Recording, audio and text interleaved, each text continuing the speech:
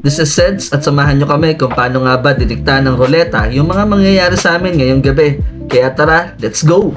Nag-ride out kami ng around 5 PM. Pupunta kasi kami sa Antipolo. Meron kasing tropa na nagluto ng spaghetti para sa amin.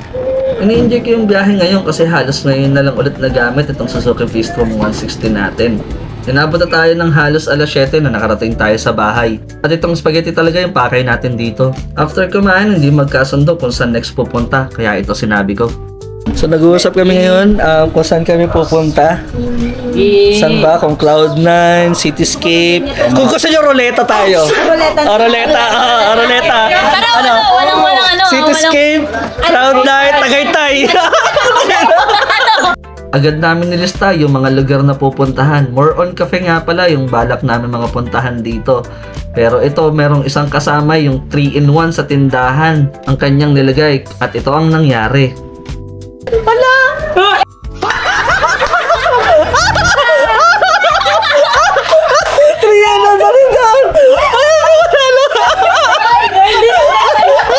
Pero dito hindi nagkaintindihan sa rules. Yun pala kung ano yung huling natira at hindi napili, doon pupunta.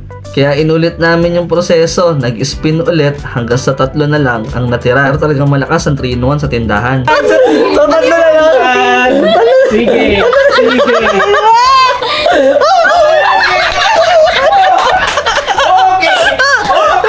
Malakas yung kawit na 3-in-1 sa tindahan!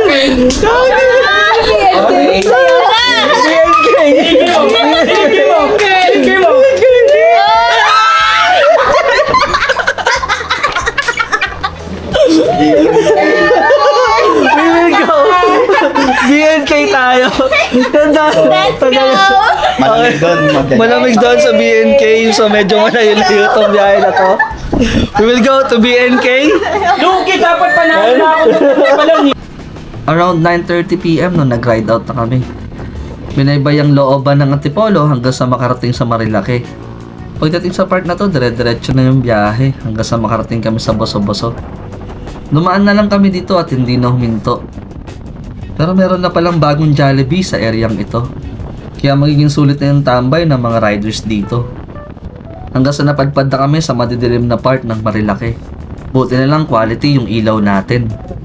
Hanggang umabot na kami dito sa maraming kapihan na area. Pansin ko rin ang daming mga riders na nagpupunta rito kahit gabi na.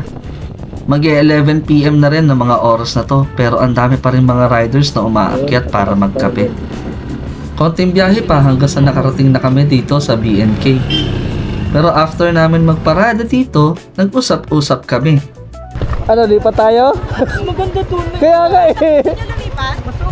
Napag-desisyon na namin lumipat ng area pero syempre pinuntahan pa rin namin yung BNK kasi ito yung nanalo dun sa ruleta. Bumalik na rin kami at ito dumaan muna kami dito sa Cafe Caterina.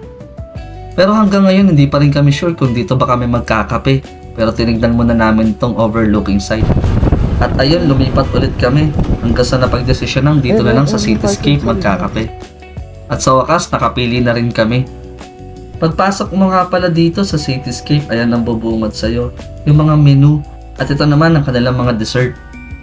Maganda yung area nila, sobrang cozy. Ito pa lang yung first floor nila, oh. Maganda na yung overlooking.